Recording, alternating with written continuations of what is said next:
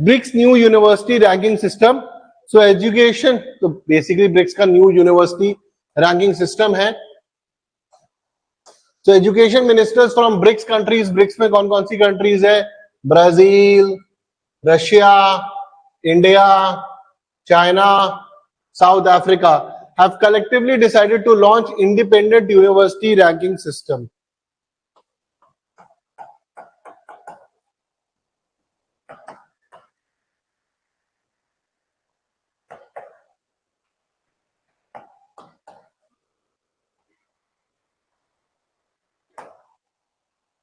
So move comes as a response to criticism regarding existing rankings and their lack of comprehensive data. अब हुआ क्या है, over a period of time जब भी university rankings आती हैं, यूनिवर्सिटी रैंकिंग्स में ब्रिक्स नेशन की यूनिवर्सिटी अच्छा परफॉर्म करने के बावजूद भी कई बार अमेरिकन और यूरोपियन यूनिवर्सिटी से पीछे रहती है।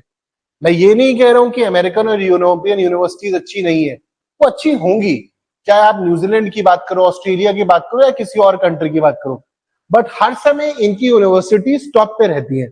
अब आपको लगेगा कि सर यूनिवर्सिटी से क्या फर्क पड़ता है? फर्क पड़ता है, क्योंकि जब एक स्टूडेंट एडमिशन लेना चाहता है तो वो यूनिवर्सिटी की रैंकिंग्स को देखेगा और यूनिवर्सिटी की ओवरऑल पर्सनालिटी कैसी है, यूनिवर्सिटी से प्लेसमेंट कितनी होती है, वो सारी चीजों को चेक करेगा और इवेंचुअली वो यूनिवर्सिटी में पढ़ने जाएगा। अगर आप अमेरिका और यूरोप की एक एवरेज कॉस्ट निकालो, 4 साल की ग्रेजुएशन करने की अमेरिका में कॉस्ट 50 लाख रुपए से लेकर 1 करोड़ तक पड़ती है, कोर्स टू कोर्स। करीब 4 साल की ग्रेजुएशन होती है और ग्रेजुएशन वहां पर हर कोई करता भी नहीं है until unless he can afford it या उसके पास लोन के पैसे हो। तो आप जरा सोचिए 50 लाख रुपए से लेकर 1 करोड़ तक रुपए खर्च करे जाएंगे ग्रेजुएशन के ऊपर और उसके बाद प्लेसमेंट वगैरह होंगी। अब यूनिवर्सिटी रैंकिंग्स में जो टॉप यूनिवर्सिटीज है, बच्चे उसमें एडमिशन लेते हैं।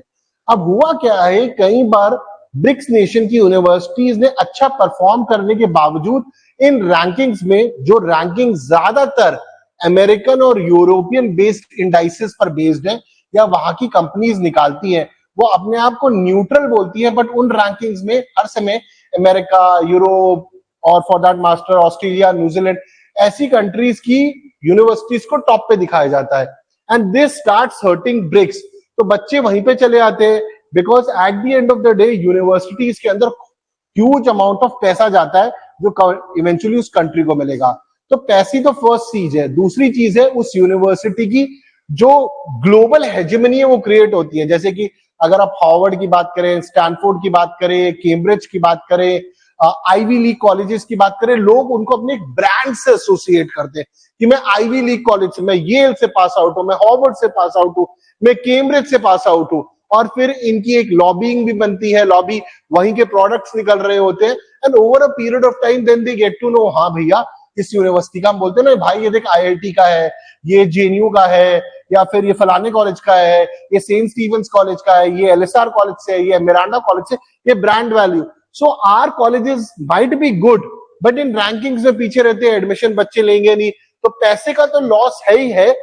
ओवरऑल जियोपॉलिटिक्स में सॉफ्ट पावर के हिसाब से भी आप थोड़ा पीछे हो जाते हैं because at the end of the day ये जो आपके अकेडमीज हैं, एजुकेशनल इंस्टीट्यूशंस है, they are very very important, बहुत इंपॉर्टेंट है ये आपके, क्योंकि यहीं से तो जो बच्चे से सोच है वो लेकर आगे जाने वाले हैं और इवेंचुअली वहां की जो एलुमनाई होगी।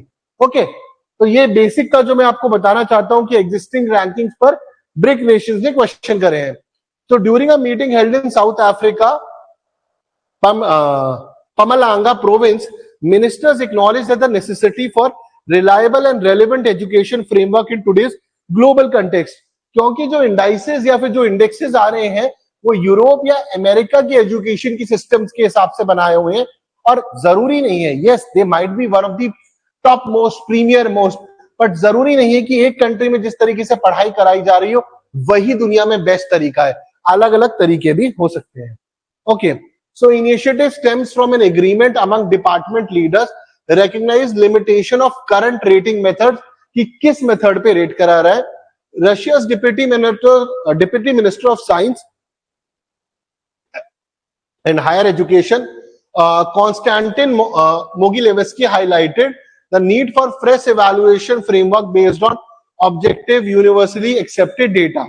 Representatives from all 5 countries' ministers of education endorsed this idea, emphasizing qualitative benchmarks for forthcoming rating systems कि qualitative not quantity, quality based ratings होनी चाहिए। पूरा वीडियो देखने के लिए डाउनलोड करें शौर्य और विवेक ऐप गूगल प्ले स्टोर से।